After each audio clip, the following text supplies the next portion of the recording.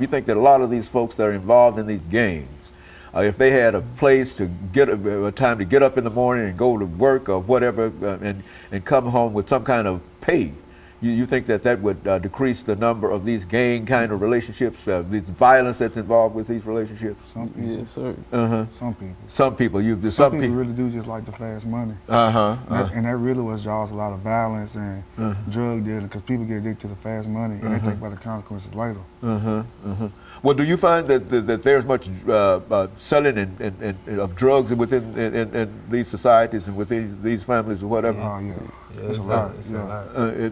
So that's a real problem in terms of drugs and money, and most of that is generally associated with money. Is that right? Which is say folks who are out there selling drugs really don't have an opportunity to make money in many other ways. But then again, that might be what all they know. They've never had an opportunity to do anything else but what they're doing, and so they've never been shown a different way. And so all three of you are essentially saying that all you need is some kind of real help. And all of you have real aspirations to be just like everybody else. You'd like to be college graduates, you'd like to be medical personnel and the whole thing, but the only thing that you believe that's holding you and your gang, quote, family back is that this stereotype in reference to you, and when you go down to try to get a job, people will look at you, and I think, as you indicated, McKissick, that not only do they look at you, but that you can see it in their eyes in terms of the kind of resentment or whatever that they hold in reference to you, and so you don't even feel like asking for a job after you see them look at you. Exactly. It burns your confidence from here to here. When you see that, and you go multiple times, and you get excited. You know what I'm saying? Now we gonna call you back.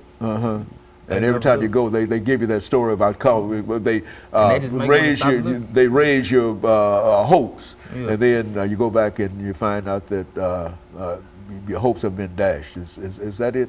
And so what would you like to say to the public this morning in reference to what they ought to do for people like you and the rest of us? I mean, what they need to do. You talking about the children? What they need to do. What they need to do to help you. To help me, I mean, they just need to give me a chance. That you give you a job. You think that if you could get a job and you get some kind of employment or some kind of keep you off the street, that in other words, you would rather be at work somewhere making money than to be on the streets hustling and not making money, and et cetera, et cetera. And so, well, I don't think that that's a difficult choice to have to make. But that people should. Would that be the same thing that you would agree to, Mr. Harris? Yeah, and I would like more support from the community. To work in the community. Like lift us up instead of putting us down. And so you think that within the community itself, among your people within the community. It even goes on in our school sometimes. Certain teachers put you down.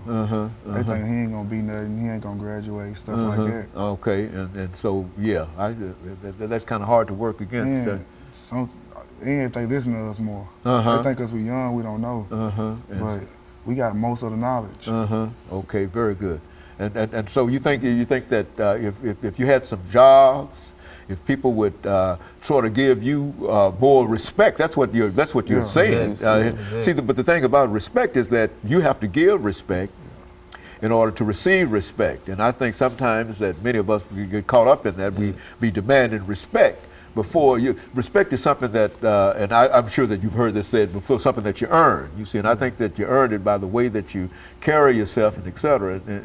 But I think that this has given us an opportunity over the last 30 minutes to at least talk to 7 different folks.